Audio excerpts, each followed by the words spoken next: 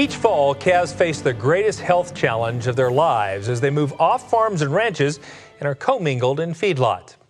Joining us to talk about some of these challenges is Dr. Kevin Hill, a technical services veterinarian with Merck Animal Health. Dr. Hill, thanks for coming to the show. Thank you. Glad to be here.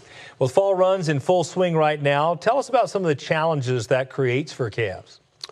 Well, if you think about it from the calf's perspective, this is a big disruption in his life. We start generally in gathering these cattle from wide open spaces and collecting them, separating the calves from the cows, vaccinating, processing, load them on trucks, send them maybe a day's trip away, unload them with a lot of new friends, and turn them out to feed they probably haven't seen before and don't know where the water is, all sorts of things. So this is a big time challenge for them in lots of ways. Well, specifically, what kind of health problems does this new scenery and new conditions create for those calves?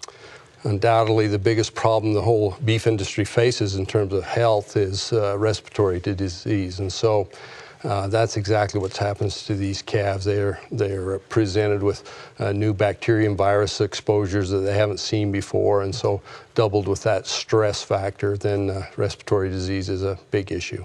We talk a lot about the costliness of BRD. What are some things that producers should consider in managing it effectively? I like to think of it as two primary factors that they need to manage. One would be stress, and the other is trying to supercharge the calf's immune system, if you will. And so in terms of managing stress, we talked about all those things that happen sometimes in a very short period of time. So if we can spread those out so that gathering and weaning and processing don't all happen on the same day, they don't get shipped until after weaning, ideally, that can help manage stress a lot. And then in terms of trying to improve the status of their immune system, then we're talking about vaccinations and things like that to help prepare them better. Well, I want to follow up about this concept of immunity because it's so important. What are some things producers can do to really turbocharge or enhance that immune response? Generally, the things that we recommend would be to try to get 2 rounds of vaccination into the calves before they're going to ship into the feedlot. And so if they can do that, and additionally, again, if they can wean those calves for 30 to 45 days, those are the things that help that immune system the most. You know, I know as a cow-calf producer, we always believe it's so important to get colostrum in the calves right up front, right? And so assuming we've done that, then what else can we think about throughout that calf's lifestyle to begin building immunity even earlier?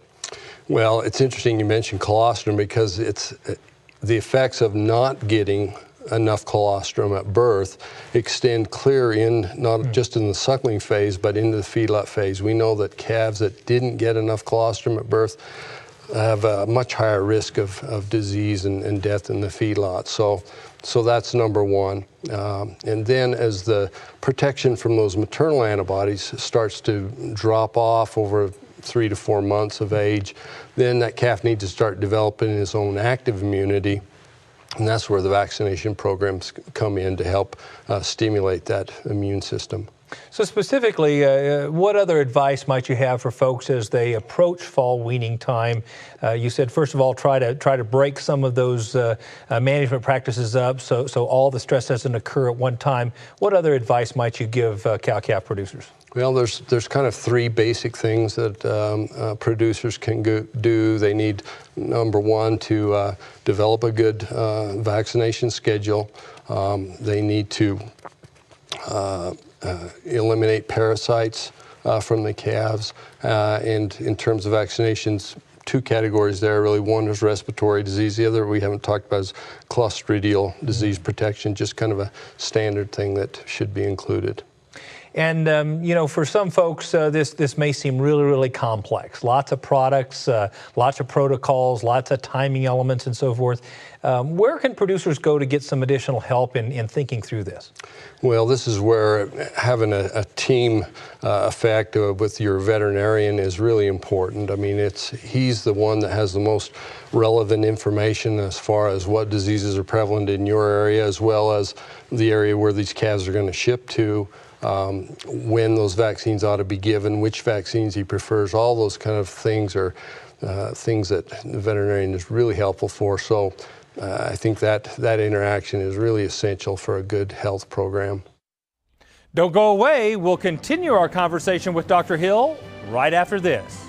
Dr. Hill, maybe you can explain a few of the things that Merck Animal Health has done to assist producers in this planning process as well. Yeah, we've recently introduced a value-added program called PrimeVac, and that's just a collection of these ideas and suggestions to help producers organize what vaccines they give, when they give them, so that the result then is in that most well-prepared and healthy calf. So outline for our viewers, if you would, the primary categories that PrimeVac encompasses. Okay, and that would be, again, the respiratory protection. Certainly, again, as BRD is our #1 issue, it all sort of centers around respiratory protection. #2 would be clostridial protection, like blackleg, malignant edema, kind of sudden death issues typically. And the third is control of internal parasites. Now, I know Merck has products in each of these three areas. Do you want to highlight a few of those? Right, for respiratory protection, our Vista vaccines, Vista 5, for instance, has the 5 common viruses that are involved in respiratory disease. And then in Vista Once is a complete vaccine that adds the bacterial components of Mannheimia and Pasteurella to that vaccine. So we get a very nice complete respiratory protection out of the Vista vaccines. So the second category you mentioned, I think, was clostridial. What are some specific Merck products that help protect against clostridial issues?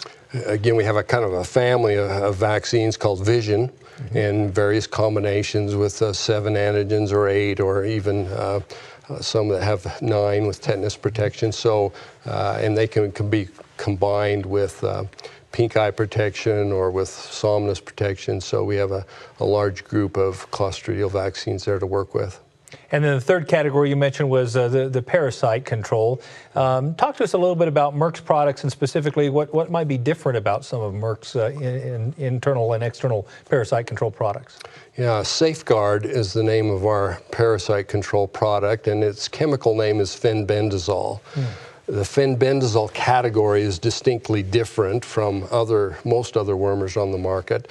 Most of the others fall into the ivermectin class.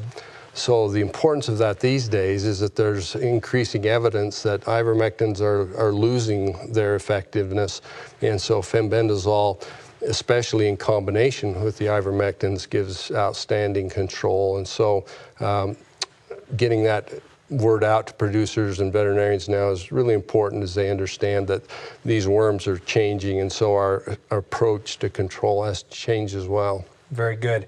And I have to ask you the obvious question, Dr. Hill. I mean, all these things we've been talking about cost money to producers. And so fundamentally, is there a premium involved? Is there a return on investment for producers who go through these precautions and make these investments in trying to improve the health of their calves? Yeah, we've got really good data to answer that question now, whereas before sometimes you sit in an auction and you can't see that those vaccinated calves brought any more than the neighbors unvaccinated, but especially through superior auction data, we're able to analyze that. And we know that calves that at least get those 2 rounds of vaccinations that I talked about, they'll bring approximately $25 per head more than an unvaccinated calf.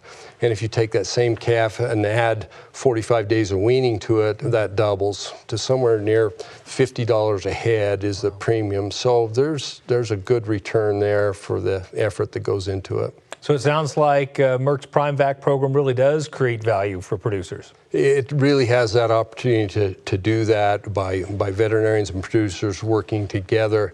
The other thing that PrimeVac program is going to do is the veterinarian will be able to produce a certificate of health that will list the details of all vaccinations that have been given, and then it'll have his signature on it. So it's a nice third-party verification of the health practices that have been completed. And so in the end, what we really think it's a win for the producer, it's a win for the buyer who knows he's getting his money's worth, and so all around everybody comes out ahead. Well, no doubt as these cattle become more and more valuable, it's really incumbent on us to do everything we can to keep these cattle healthy. We've got a very expensive product out there these days to protect. That's right. Indeed. Thank you so much for coming to the show. Thank you. To find out more about the value of preconditioning your calves and protecting their health, visit our website at cattlemantocattleman.org.